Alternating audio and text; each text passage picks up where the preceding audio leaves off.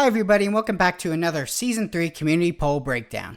First, we saw the most hated DLC characters for Season 3, then we saw the most unknown characters, and today, let's take a look at the most polarizing characters for Season 3 DLC in Dragon Ball FighterZ. Or in other words, what characters create the largest divide between want and do not want within the Dragon Ball FighterZ community. Throughout the video, feel free to engage in the comment section and tell me which side of the fence you're on for which character. So when it comes to polarization, it's important to discuss how are we defining polarization and how is it calculated within the season poll data. So if we go to the Season 3 community poll data, we can see that there's already a column for a calculated most polarizing data point for each character. So I downloaded the data into Excel and took a look at the formula that they used to calculate it. And how they calculated it is the absolute value percentage of the difference between want and do not want votes divided by the total number of want and do not want votes. And the quality that looks for is how similar are the want and do not want totals from one another. So the lower the number is on this calculation, the more similar the want and do not wants were to one another. And if they're perfectly even, you would have a 0% difference. The best way to look at this, I think, is how evenly divided are the want and do not wants. But this doesn't really paint the full picture of polarization. And I'll show you what I mean. And I'm going to ask you a question so you can engage in this concept. So let's say we have a data set for Bardock and a data set for Videl. Which of these two data sets would you say is more polarizing?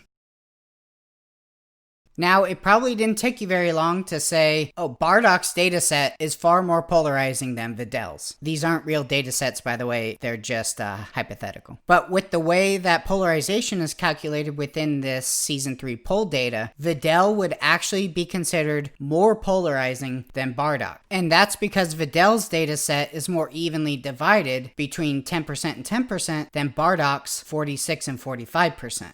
That's because intuitively we understand that extremity matters when we talk about polarization. How extreme is the split between want and do not want beyond its proportionality? You could literally have a 50-50% split and a 1% split, and according to this calculation would be equally as polarizing. So what this is really measuring here is proportional divisiveness. So what are we missing here? What do we need to be able to find our actual polarizing data sets? Well, let's take a look at the ideal polarized data set and see what qualities does it have that we can apply to our mathematics to find the data sets that have the most polarized characteristics within that data set. Okay, so when we look at this ideal polarization, we see that an even split between want and do not want is there. So that is a quality that we should look for. But what else is there? What else do we notice here? Well, something that I notice is that the ambivalence as well as the who percentages are 0%, which means the less votes for the who and ambivalence there are, the more and more a data set will start to resemble a higher extremity in the division between the want and do not want. But again, we can't just look at this factor alone,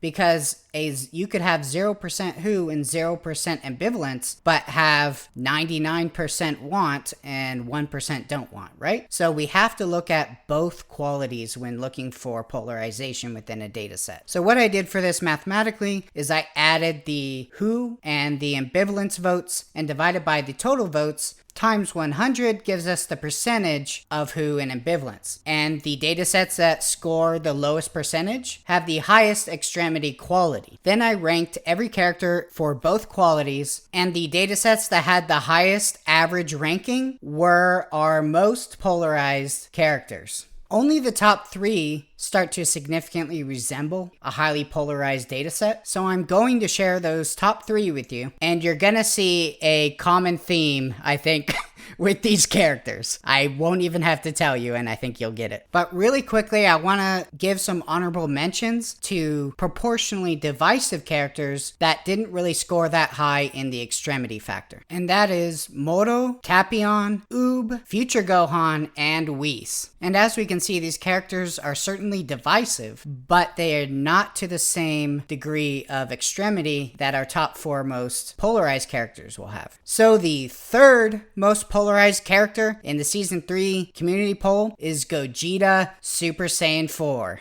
With a 43.3% do not want and a 38.5% want. And coming in as the second most polarizing character is Vegeta Super Saiyan 4 with a 40.5% do not want and a 41.4% want. And the number 1 most polarizing character for Season 3 DLC is Goku Super Saiyan 4. There's something going on here. All 3 characters are Super Saiyan 4. And so I think this demonstrates that GT, particularly Super Saiyan 4 from GT, is still a very polarizing topic, not just among Dragon Ball FighterZ players, but as well as the whole Dragon Ball fan community as a whole. So in the comments, tell me which side of the fence you're on for these characters. I'm interested to see what you guys say. And as always, thanks for watching. I'm Wish for Roshi, and I'll see you in the next video.